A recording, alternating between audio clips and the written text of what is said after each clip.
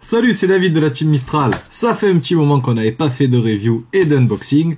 Alors quoi de mieux pour attaquer certainement ou la fin des vacances ou la rentrée, ça dépendra quand la vidéo sera terminée, par un châssis qui vient de Nouvelle-Zélande, dessiné par un Coréen, le Karearea Drone Talon SVX. Voilà, le RD025 Talon SVX. Le Talon SVX a été dessiné par quelqu'un, comment expliquer ça, qui a un fils passionné de drone et qui a voulu lui faire plaisir. Donc il a pris toutes ses connaissances en ingénierie mécanique automobile pour les appliquer au FPV Racing. Ça donne un châssis qui n'a rien à voir avec ce qu'on a l'habitude de croiser dans les shops ou sur les races. Il s'appelle donc Talon SVX. SVX pourquoi? Stretch Vertical X. Stretch parce que c'est un X allongé, donc un X stretch, un peu comme le Skyhero B1 ou plein d'autres sorties d'ici là, enfin depuis le temps plutôt. Et écoutez, vous savez quoi, on va voir ce qu'il y a dans la boîte, j'en ai marre de parler. Voilà la boîte, je pense que le packaging a un petit peu changé, ça c'est les toutes premières. Alors qu'y a-t-il?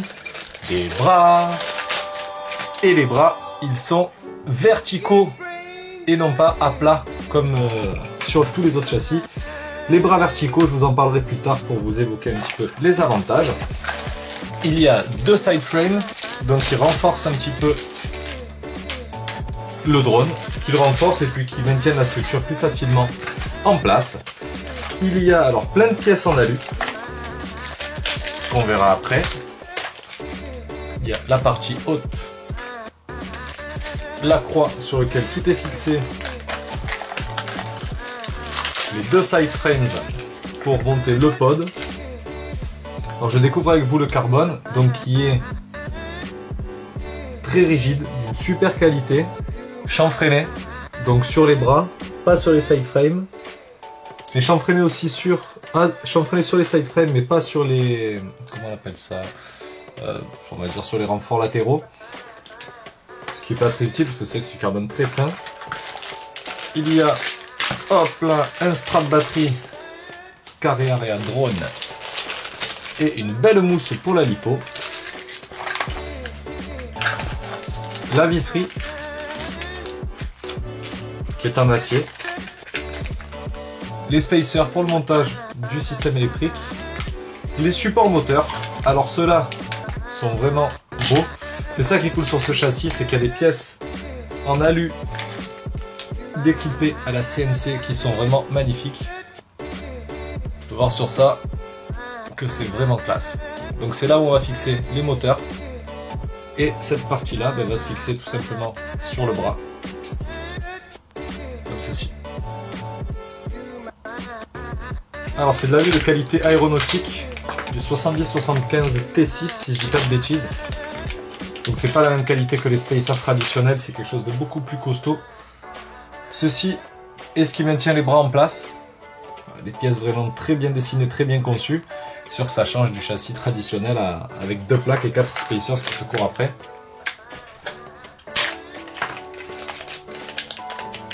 Et là on a les côtés qui sont gravés Talon et Karearea avec le logo dessus. Et deux petits spacers quand même, parce que bon, fallait pas abuser. Hein. Et une planche de jolis stickers. Alors voilà, le délire de ce drone, c'est d'avoir quelque chose qui est vraiment très maniable. Donc avoir les bras verticaux. Je suis persuadé que les bras verticaux ont quand même une utilité. Donc je vous montrerai une fois que le drone sera monté ce que j'en pense. Voilà, alors que dire, c'est un châssis qui a été dessiné par un Coréen. Qui vit en Nouvelle-Zélande, donc qui vient donc du milieu automobile, design automobile et mécanique automobile, et du coup voilà, il a apporté on va dire un peu de nouveauté dans le milieu du FPV Racing traditionnel que nous connaissons, et ça fait vraiment une belle différence. Voilà, c'est pas uniquement de la copie. Et ce qu'on peut dire aussi, c'est que Karearea Drone a décidé de sponsoriser un pilote français, donc Quentin Galliani, qui, sous le surnom Kent FPV, qui a participé à plusieurs races et qu'on connaît très bien. Alors on passe le bonjour à Quentin. Et peut-être qu'il sera dans la vidéo du test, mais je n'en dis pas plus. Voilà, allez, après avoir vu ce qu'il y a dans la boîte, faire de l'alpinisme avec, ça fait des crochets.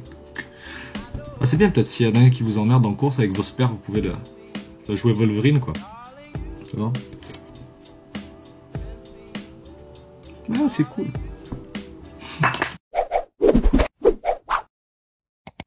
On va attaquer le montage des bras.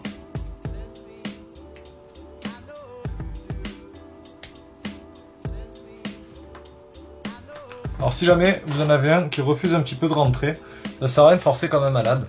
Le seul truc c'est qu'il faut passer un petit coup de lime. Tac tac tac. Bon, pour les moteurs, il me restait une petite boîte à tester. Des X-Nova 2207 2300 kV. Ce qui serait cool, c'est de le monter avec un 4 en 1, non? Vous pensez pas? Histoire de garder cette finesse de bras plus intéressante. Donc si je mets les bras ici, ça arrive jusqu'au milieu sans trop de soucis.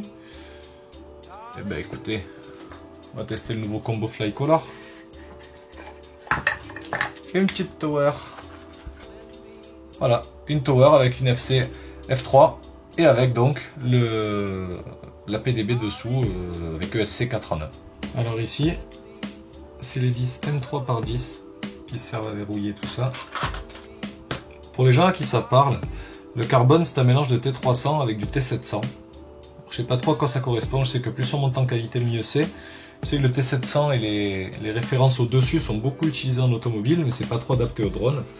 Et niveau qualité, apparemment le T300 et T700 seraient les plus sympas. Ça ressemble au carbone Astro X, hein. Il n'y a pas de rigidité, exactement comme lui, ça a un peu le même aspect. De toute façon, si c'est du coréen, à mon avis, ça doit être plus ou moins similaire. Ce sont des châssis de très grande qualité tous les deux. On testera celui-là, mais bon, j'ai aucun doute que ça tiendra. Ouais, il y a de légères différences, mais c'est quand même bien similaire. Le chanfrein n'est pas le même, mais la qualité de la matière première y ressemble. Alors, une fois qu'on a fait ça avec les bras, chaque pièce est vraiment magnifique, quoi. C'est vraiment très bien fait. Alors, petite indication, les écrous prisonniers se mettent sur la partie intérieure du pod. Alors pour ce qui est de la notice, sur le site de Carré Drone, relativement simple, bien expliqué, car les schémas sont en 3D, il y a le descriptif de toutes les pièces, et ça vous marque exactement comment procéder. Donc là par exemple, voilà, c'est les M3 par 29, donc les spacers, avec des vis en M3 par 8. Et marqué des deux côtés en plus. Une fois qu'on a monté le pod, donc ouais, il n'est pas très complexe à monter, en fait il ne faut pas serrer ces parties-là, pour les laisser un petit peu pour fixer le reste, la partie qui soutiendra la carte de vol et les ESC 4 en 1. Donc ça se met comme ceci, on ferme là, ce qui maintient en fait tout l'ensemble. Donc il précise de ne pas serrer fort, car justement ça va permettre de mettre les bras à l'horizontale parfaitement. Donc là on vient ici avec les bras, tac, et on visse. Donc il y a deux vis par côté. Ça claque, hein. Ça c'est vraiment un truc qui claque. Ensuite donc il y a ces pièces là, donc qui viennent se mettre ici, avec une partie pour en mettre un collier de serrage. Donc ce sera bien sûr la partie qui tiendra les câbles de vos moteurs et qui les protégera. Ensuite pour les vis, il faudra des vis bien entendu plus longues, car ça rajoute quand même 3 mm d'épaisseur. Alors on va mettre bien sûr des soft mounts imprimés en TPU pour amortir les vibrations des moteurs. Et ça fait exactement la même forme. Alors ma technique c'est de visser juste les deux vis intérieures avant de mettre ça. Et bien ils ont été bons, car il y a des vis M3 par 10 qui vont servir à fixer les moteurs sur les 8 vis manquantes. Tada! Alors une fois qu'on en est là, je me rends compte que j'avais fait une connerie tout à l'heure, c'est-à-dire que j'avais oublié de mettre les côtés, donc j'avais mis des vis M3 par 8 alors qu'il faut des M3 par 10. Par conséquent, les M3 par 10 que j'avais mis pour les moteurs, en fait, il faut utiliser les M3 par 8, tout simplement. Voilà, parce que sinon c'est un peu trop long les vis pour les moteurs. Parce que donc les renforts latéraux font 3 mm et les supports des moteurs en alu font 3 mm aussi. Bon, franchement, c'est trop beau. c'est trop vide parce qu'il manque encore la carte de vol, je n'ai rien soudé.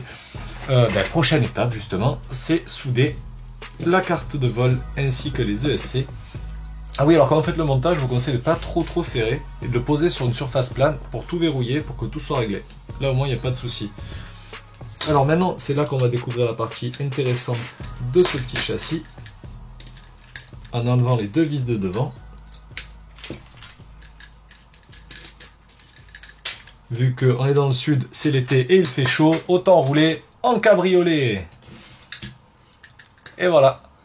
Gros intérêt de ce châssis, c'est de pouvoir enlever le pod juste comme ça, pour pouvoir travailler dessus, pour pouvoir intervenir sur d'éventuels soucis. Et je trouve ça super judicieux, voilà, tout simplement. Ça me plaît, parce que non seulement c'est beau, et en plus c'est pratique. La qualité du carbone est nickel, la qualité de l'alu est nickel. Franchement, je crois que le premier crash de celui-là va me faire vraiment mal au cœur. Mais bon, je suis pas là pour faire le championnat du monde de drone d'étagère, bien qu'apparemment, d'après certains, j'ai du level de ce côté-là. Mais bon, tout simplement parce que j'évite de cracher mes machines. Si vous voyez l'état de celles avec lesquelles je vole régulièrement, on ne dirait plus des drones d'étagère, mais des drones de cave, ou des drones de sous-sol, ou de cave à vin, en fonction de ce qu'on a bu avant. Allez, trêve de conneries, on va souder les moteurs, et on y retourne. J'ai pas envie de vous le montrer. C'est un de mes châssis préférés. Il est trop beau. Je suis impressionné. Franchement, déjà en photo, il avait de la gueule. Mais alors là, que je l'ai devant moi, c'est vraiment plaisant. Alors, que dire? Il y a vachement de place dedans quand même. Donc, c'est vrai qu'avec la tower que j'ai choisie de chez Flycolor, ça tient pratiquement pas de place. Il y a juste l'épaisseur d'un écrou M3 en dessous. Et ensuite, on a une entretoise en, je sais même pas, du 5 mm, ça doit être. Ah, c'est ça, 5 mm d'entretoise, l'AFC et ce qui est au-dessus, quoi. Donc, il y a vraiment de quoi faire. Alors, j'ai mis une trempe et un XSR. C'est le trempe de la course du domaine du Planet, du FPV Air Show, qui nous avait été promis. Et comme chose promise, chose due chez IRC, ils nous les ont envoyés. Donc, voilà, j'ai reçu le mien. Je me suis dit, je vais le monter sur celui-là. Ça pourrait être sympa pour changer les fréquences. Donc, je l'ai monté là-dessus.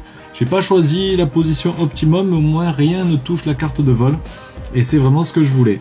La caméra, j'ai mis une Foxeer HS1177 V3. Une antenne de la fabrique circulaire, elle est toute petite, mais je vais la remplacer par une grosse, c'est juste que j'en avais pas sous la main, et au cas où je branche tout, j'ai pas envie de griller un trempe tout neuf, hein, ça serait vraiment con. Parce qu'à ce qui paraît, il y en a qui grillent facile, alors je ne sais pas. Je cherche une lipo.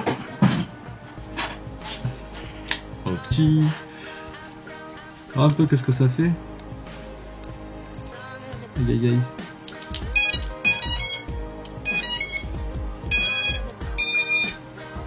Ça fait rien, j'ai pas paramétré.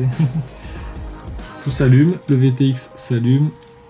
Le XSR aussi, il demande 4 bindés. Parfait, il n'y a plus qu'à configurer ça. Alors du coup, sur cette carte F3, on va mettre Betaflight, la nouvelle version, donc 3.2, si elle est dispo pour cette carte. Donc ça sera installé dessus. Ça fait longtemps que j'ai pas volé avec, j'ai l'habitude de voler avec Raceflight, où j'ai encore quelques machines sous Kiss FC, et donc firmware Kiss. Voilà, alors ce que je disais tout à l'heure, concernant les bras verticaux, mon impression, en fait on ne vole jamais à plat, ce qui est logique parce que on incline pour avoir de la portance et de la vitesse. Au fur et à mesure qu'on s'incline, on va dire, allez, on vole à 45 degrés, partons d'une moyenne. On titre la caméra à 45 et on a l'impression d'aller tout droit. Cependant, sur un châssis plat, l'air arrive comme ça et appuie dessus. Donc ça fait pas une portance, mais l'inverse d'une portance, je sais pas comment on dit, je ne suis pas aérodynamicien, mais en gros ça plaque le quad au sol, donc on est obligé d'accélérer plus fort pour compenser cette force qui est exercée sur le quad. Cet appui aérodynamique, si on peut dire. Le fait d'avoir les bras verticaux, l'air arrive et passe dessous, ce qui crée une portance justement. Et donc le quad flotte plus facilement dans l'air. Je pense que ça peut être intéressant pour certaines courses, à voir comment ça réagit pour ce qui est de perdre de l'altitude. Voilà, pour en gagner ça doit être easy. Et pour en perdre, je sais pas, parce que ça serait dommage de devoir se tilter comme ça pour devoir perdre de l'altitude. Ça serait un peu violent en race. C'est un peu hard le truc. Alors je récapitule le setup. Châssis Carrera Drone Talon SVX. C'est un 220 mm. Stretch, donc plus long que large. Donc SVX stretch, vertical, parce que les bras sont verticaux, et X, parce que ça fait quand même un X. Voilà, la conception est géniale. Je trouve ça tout simplement trop cool d'avoir ces pièces en alu anodisé de tous les côtés, découpées à la CNC parfaitement. Qualité aéronautique pour l'alu. C'est assorti au moteur X-Nova, hein, c'est pour ça que j'ai mis des X-Nova. J'aurais pu mettre des IMAX aussi, parce qu'ils sont un peu rouges. Mais j'avais ça sous la main. 22,07 2300 kV. On va voler avec du couple. Voilà, parce que j'avais envie de mettre du couple. Le setup au niveau des ESC de la carte de vol, c'est la Tower de chez Flycolor. Voilà, c'est la Tower F3 et non pas F4 parce que je ne l'ai pas encore. Mais dans tous les cas, on arrête la course à l'armement, les gars. Sinon, tous les mois, je reçois du matos et le mois d'après, il est déjà obsolète. Et puis bon, honnêtement, j'ai des setups qui volent super bien et ils sont en one shot 125. Oui, du D-Shot 1200 BLLI 32. Ça va trop vite. Où sera-t-on à Noël ? Je vous le demande, est-ce qu'on sera sur du D-Shot 48 000 MHz, je sais pas quoi. Est-ce qu'on aura KissFC version RC312, Raceflight 4 au lieu de Raceflight 1? Est-ce qu'on aura Betaflight version 5? On n'en sait rien, c'est peut-être les dents de la mer, ça ne l'est peut-être pas. Ça c'était nul. On n'en sait rien où on sera en décembre, mais ce qui est sûr c'est qu'on sera sûrement avec des lunettes Fat Shark sur la tête, en train de voler avec des petits machins en carbone et faire chier les gens qui passent autour de nous.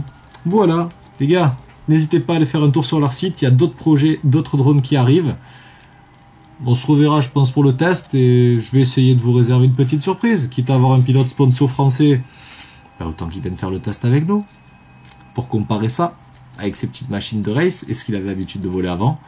Et moi, j'ai hâte vraiment de tester le comportement de ces bras verticaux, car beaucoup de ceux qui les ont testés ont dit que c'était les meilleurs quads qu'ils aient pilotés. Donc voilà, c'est génial. Et puis en plus, comme je disais, il est décapotable. A plus!